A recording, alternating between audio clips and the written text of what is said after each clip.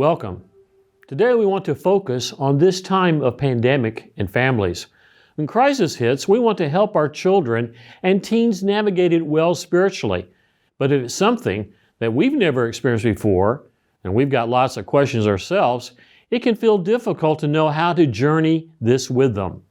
But whatever you do, be confident that you are the best resource for your children right now. Stay off the internet and stay in the Word. You are their guide to navigating this season as you walk through this part of their journey together. The pandemic is a significant opportunity to see God, to connect with Him, and be purposeful in service to others. And we can help our kids find their peace in it, but we must find peace first. In troubled times such as this, what we are facing with this pandemic, it is all too easy to worry. Uncertainties about the future can quickly spiral into anxiety and fear. Remember, the Bible tells us to cast all our anxiety on Him because He cares for you, as we read in 1 Peter chapter 5, verse 7. How wonderful it is to know that God cares for us and the circumstances that we face. Even when we feel like things are spiraling out of control, God is absolutely in control. That is why the Word also tells us, do not be afraid.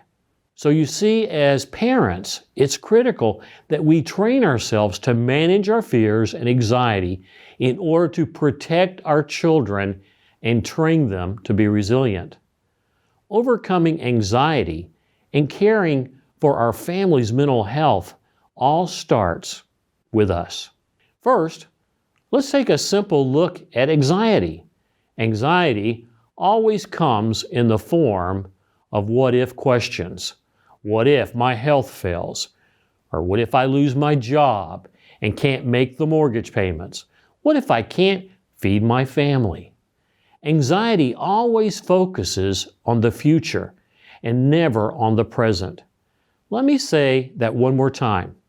Anxiety always focuses on the future and never on the present. Does the future exist yet? No. Then how much control do you have over things that don't exist? None.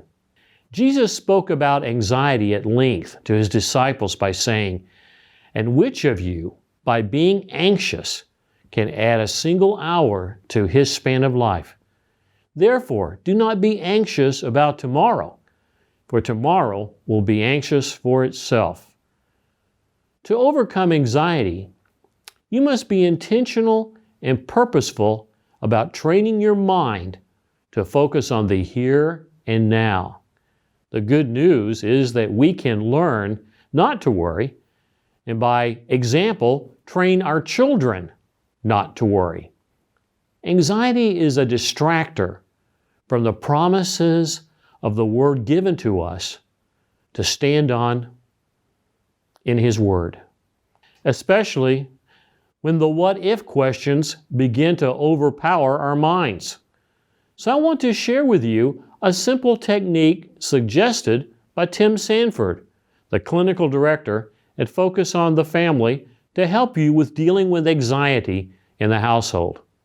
I think it's a great way to focus our attention on what is happening around you at the moment, rather than on the what-if questions. This is a good habit to get into for all ages. So, if you are feeling anxious, do these 3 things. Number 1, look around you. Name 5 colors that you see. Number 2, listen to your surroundings. Name 5 sounds that you hear. Number 3, name 5 things that you can physically feel, such as the collar of your shirt or the breeze blowing across your skin. Finally, during these what-if times, remember Paul's instruction to us on how to overcome anxiety as he wrote in his letter to the Philippians. Do not be anxious about anything, but in everything, by prayer and supplication, with thanksgiving, let your requests be made known to God, and the peace of God, which surpasses all understanding, will guard your hearts and your minds in Christ.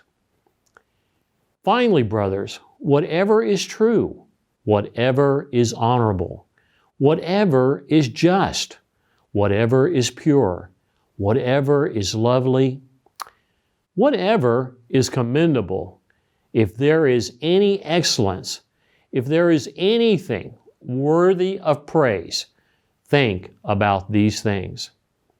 If you haven't already, get in the habit of standing on the promises of God in front of your children. Your habits will become their habits. You're always in my prayers, and you're always in my heart.